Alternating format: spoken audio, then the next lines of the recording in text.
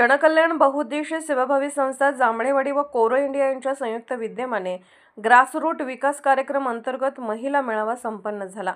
त्याकरिता प्रमुख मार्गदर्शक म्हणून माननीय श्री प्रकाश पोळ गटविकास अधिकारी पंचायत समिती शिराळा व प्रमुख पाहुणे म्हणून माननीय सौ श्यामल खोत तहसीलदार शिराळा, माननीय सौ स्वाती सावंत पश्चिम महाराष्ट्र विभागीय समन्वयक, माननीय पद्मजा साळुंके तंटामुक्ती अध्यक्ष, माननीय सिद्धेश्वर जंगम पोलीस निरीक्षक शिराळा, माननीय गणपती भालेकर सरपंच ग्रामपंचायत निगडी, माननीय अर्चना आढाव पोलीस पाटील यांच्या उपस्थितीत खाली कार्यक्रमाचे अध्यक्ष म्हणून माननीय श्रीमती मनीषा संदीप गलुगडे सोबती गटप्रमुख निगडी यांच्या अध्यक्षतेखाली घेण्यात आला।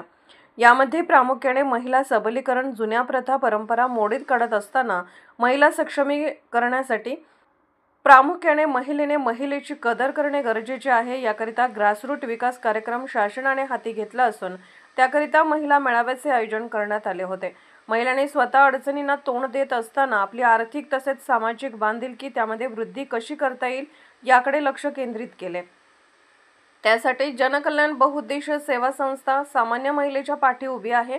शासनाचे धोरण महिला सक्षमीकरण असून याकडे श्री डिसाले यांनी लक्ष केंद्रित केले गेले। दरम्यान श्री राजेंद्र गावडे यांची सतर्क लाईव्ह न्यूज करिता निवड झाल्याबद्दल त्यांचा सत्कार करण्यात आला। माननीय पांडुरंग डिसले अध्यक्ष जनकल्याण संस्था, माननीय सरिता देवकर सचिव, माननीय निलिमा परमने तलाटी निगडी, माननीय सौ संगीता साळुंके फेलो जांभळेवाडी, सुनंदा साळुंके सोबती गट निगडी हे मान्यवर उपस्थित होते। सतर्क लाईव्ह न्यूज करिता शिराळा तालुका प्रतिनिधी श्री राजेंद्र गावडे।